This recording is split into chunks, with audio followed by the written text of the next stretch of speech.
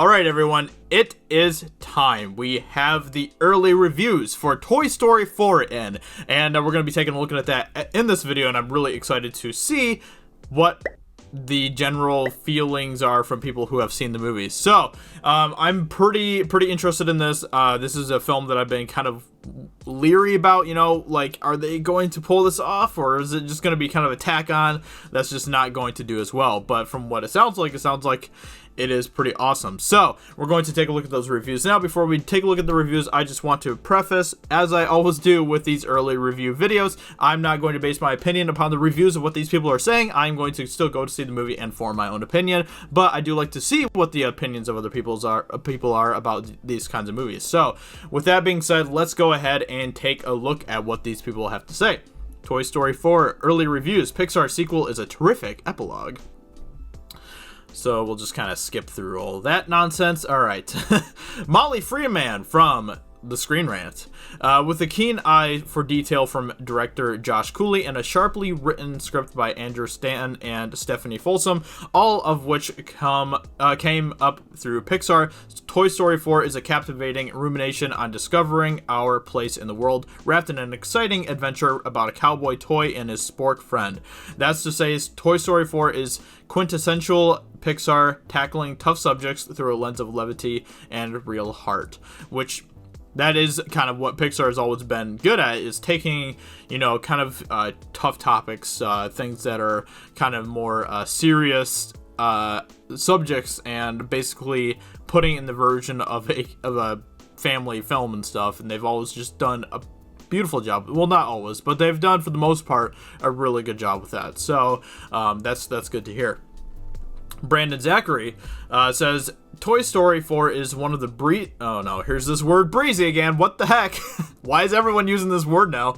Toy Story 4 is one of the breeziest films in the Pixar canon, serving as an epilogue that takes the beloved characters in interesting, if albeit conclusive, directions. Although it lacks the emotional heft and tight storytelling of previous franchise installments, it's nevertheless a highly enjoyable and extremely fun farewell to the cast and their world. Now, that kind of makes me a little bit leery because, like I said in my video about the reviews for Men in Black International, I'm not really a big fan of breezy films. I like films that have, you know, more stuff that I can chew on, you know. I like films that give me a little bit more substance than just breeziness. So I guess we'll have to wait and see, but if this is indeed like one of the breezier Pixar films, I'm not sure how I feel about that, because that doesn't really seem Pixar-ish to me, especially when it's involved in the Toy Story franchise, but who knows? Okay, so Angie Han says, it's strange, heady stuff for a G-rated movie about dolls, and indeed Toy Story 4 feels less like a family film than a film for adults there that children might also like. Okay, there's a little bit of a thingy there. The colorful cartoon characters and their wacky hijinks will surely go appreciated by the younger set, but the messaging is aimed squarely at those who were old enough to watch the first or second Toy Story in theaters, and it hits the mark with grace and confidence. Now, that is awesome because, you know, I grew up with Toy Story. I remember watching the first one when it came out on VHS or whatever, and I just remember falling in love with it. And so that's really good to hear, because I do want to go into this movie feeling like I'm still kind of growing up with the Toy Story universe, you know. That's what I love so much about the third one, is that it felt like it was still relatable to me, because around the time the third one came out, it was kind of when I was kind of getting to that age of, you know, getting to the college age and all of that stuff. So yeah, I think that's great. I do hope that they pull that off. That's what I really liked about the third How to Train Your Dragon film that came out this year and stuff. It really felt like it still was relatable to me as someone who has been watching those films for, what, like 9 years or whatever. All right, so Alonzo Duralde says, there's adventure and growth, and the subtlest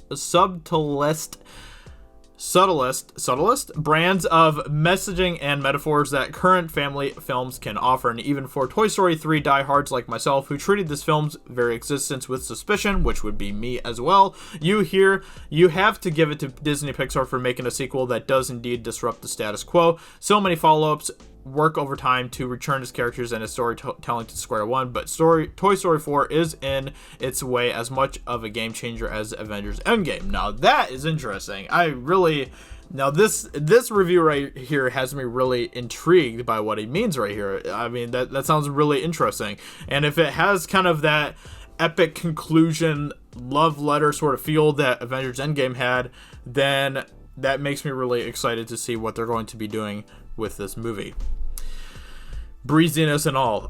Karen Hahn says, as evidenced by almost all of its films, Pixar has turned tugging on heartstrings into a symphonic art. That is very true. That is very true. The animation studio hasn't lost a single step with Toy Story 4, which opens with a Up-esque wordless montage to get any forgetful or first-time viewers up to speed on how these toys have come together and changed hands. Now that's really interesting. I like that. Almost a decade on from Toy Story 3, the franchise hasn't lost an ounce of shine. The fourth installment is gorgeous inside and out. Nice. Okay, Peter De Bruges.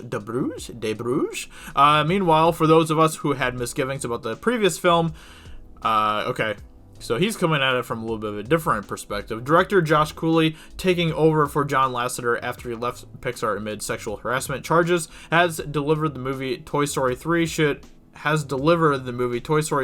have, simultaneously deeper and more artistic. So he's saying it's deeper and more artistic, while the other person up above was saying it's more breezy.